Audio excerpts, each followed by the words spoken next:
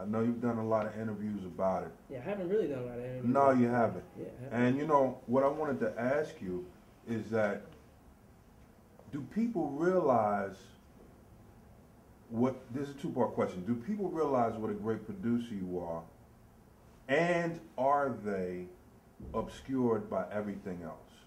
By the fashion, by the quote-unquote scandal, by the, you know, the restaurants, the acting, the Broadway, the movies, everything else. Do people take you seriously as a producer, in your opinion? I think, to be honest, like all of the other things, it gives them some relief, or it gives them a distraction to not really, I would say, kind of face the reality of how, and saying in like the most humble way, how dope a motherfucker is living, doing this hip hop thing. You know what I'm saying? Absolutely. So like, it's hard for people to grasp like how somebody could do multiple things, because usually you have somebody, okay, that person's a dope MC, that's what that person does, he does that very well. Right. That person's a dope producer, that person's a dope actor. But you know, I feel I was put on this earth to be like a quadruple threat, and one of my strengths, which I don't get a lot of credit for, and I don't go in. I feel I always make noise when the time is right. So I'm waiting for probably another big thing for the icing on the cake to make sure that they know and remind them, because I'm still in the competitive world of hip hop, and I'm not afraid to let people know.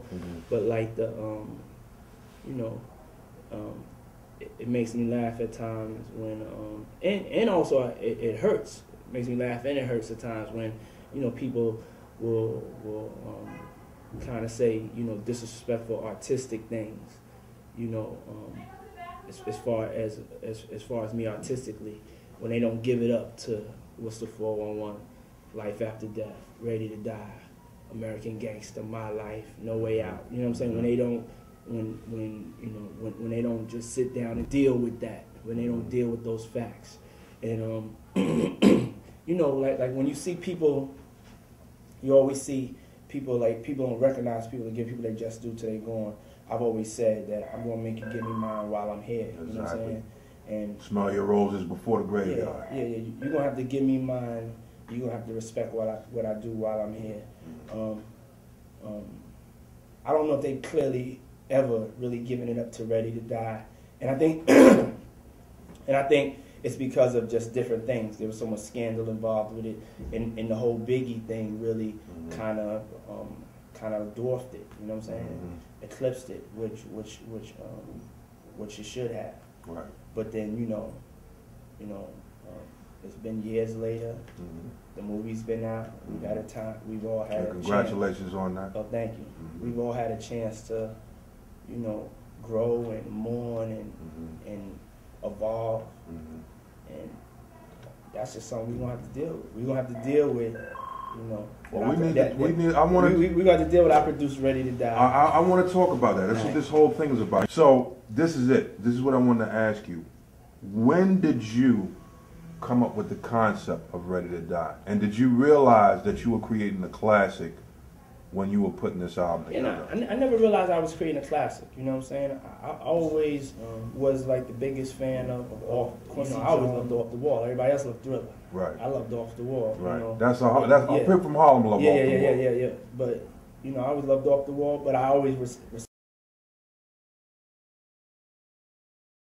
respected, you know, Thriller. You know, whether it was Dr. Dre. You know, I always loved the Chronic. But I always really loved Niggas for Life. Right. You know, Teddy Riley. And so I would always just try to like do my best. I never went in to try to make a classic. I always tried to just do my best, do what I could to really move people emotionally. So when I was doing Ready to Die, to be my most thought-provoking work as a producer. I wanted my sounds and my work to be competitive with Dr. Dre, you know, and that's when I was in the studio. That's what I was going for, because I was such a fan. I just wanted, when I was doing it, I wanted to make sure that that my work is to stand up to that work. I felt like the work he did in hip hop was out there, was so crazy. But I knew the thing that I had that was different. You got to play your strengths. Is that I was from Harlem. Right. So then the soul that I put on there was a unique type of soul. Mm-hmm. See, Dr. Dre had a funk mm-hmm. that was unique for the West Coast, mm-hmm. and I had a soul that was unique for Harlem, from New York. And when I got together with this kid from Brooklyn, I just put that rawness and that, you know, and that truth together with that. You know, Sean, I got to tell you something. Initially, I was not a fan of Biggie because I heard mm-hmm. Party and Bullshit. I mm-hmm. thought it was different. I thought it was very edgy. Mm-hmm. He was unlike any other MC that I was used to and following, like a Kane, like a Heavy D, like a KRS-One, you know. But I'm going to tell you when it got me. I was working on a script that I wrote called Thirsty about these dirty cops in Baltimore and these politicians. And I took a walk. I used to walk from West Baltimore to East Baltimore.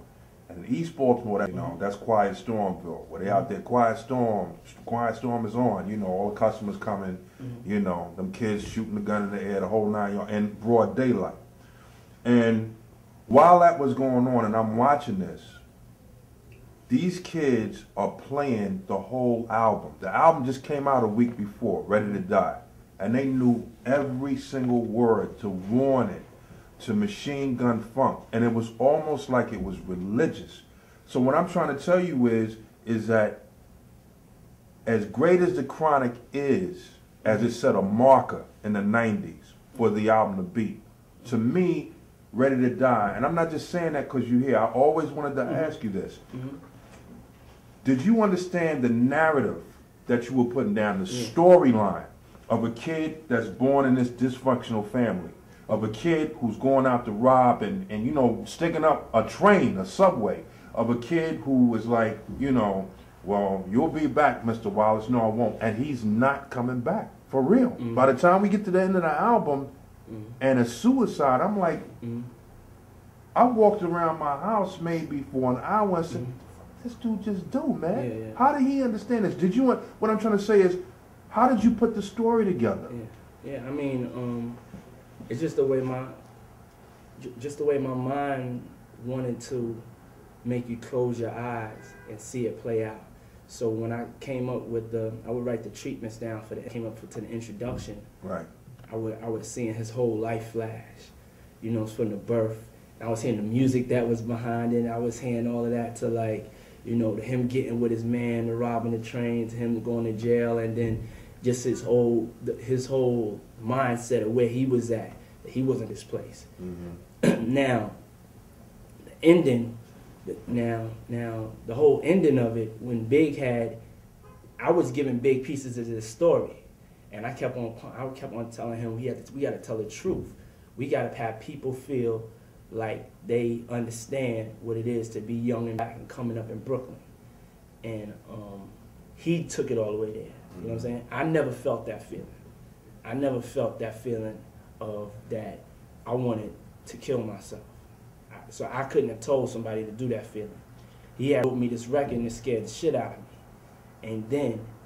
And then it was like that's the way we worked as a team, and that had came like later on, like 70%. You know, when the album was like 70% done, and then I started putting the music to it, and I did it like a movie score. And then when I started putting the sound effects to it, when I had the phone drop, then I was like, oh shit, you know what I'm saying? I done did something.